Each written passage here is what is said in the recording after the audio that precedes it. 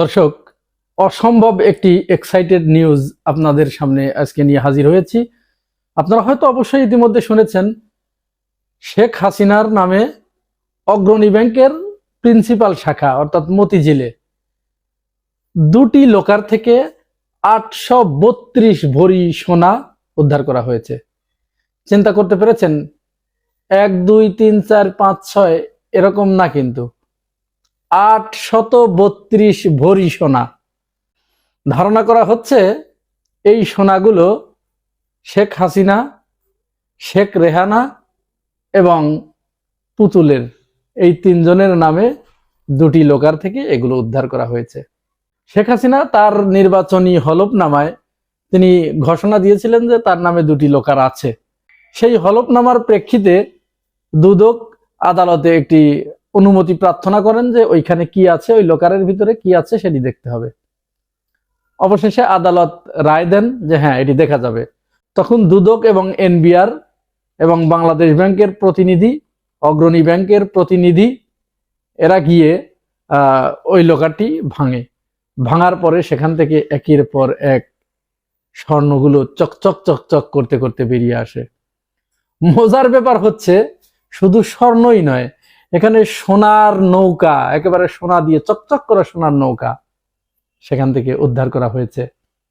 এবং আরো একটি মজার ব্যাপার যেটি, সেটা হচ্ছে সোনার হরিণ উদ্ধার করা হয়েছে।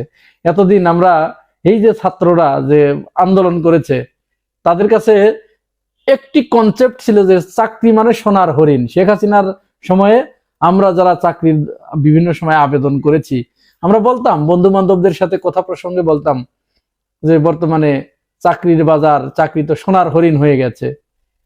ঠিকই দেখেন, সেই সোনার হরিণ মানে এত মূল্যবান বস্তু সেটা, যে চাকরিকে আমরা সেই সোনার হরিণের সাথে তুলনা করতাম। আর ঠিক সেই সোনার হরিণ শেখ হাসিনা লোকারের ভিতরে লুকিয়ে রেখেছে, লোকারের ভিতরে রেখেছে। তো চাকরি পাবে কি করে মানুষ? সোনার হরিণ তো সে লোকারে লুকিয়ে রেখেছে। ওই সোনার হরিণ যদি বাইরে ছাড়া থাকতো তাহলে না হয় ছেলেপেলে চাকরি পেত, কিন্তু সে তো ওইটাকে ছাত্রলীগের জন্য, তার সোনার ছেলেদের জন্য ওইখানে লুকিয়ে রেখেছিল লোকারের ভিতরে। পরে ছাত্রলীগকে খুঁজে খুঁজে ওই লোকার থেকে বের করে করে তাদেরকে একটু একটু করে দেয়া হয়েছে, তারা স্বাবলম্বী হয়েছে, কোটিপতি হয়েছে।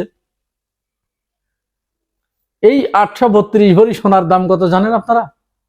যদি এখন 2,09,000 টাকা করে আজকের রেট, সেই হিসাব যদি করেন তাহলে প্রায় 18 কোটি টাকা মতো আসে।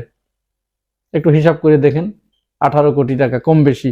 এই সোনাগুলো কোথা থেকে আসছে?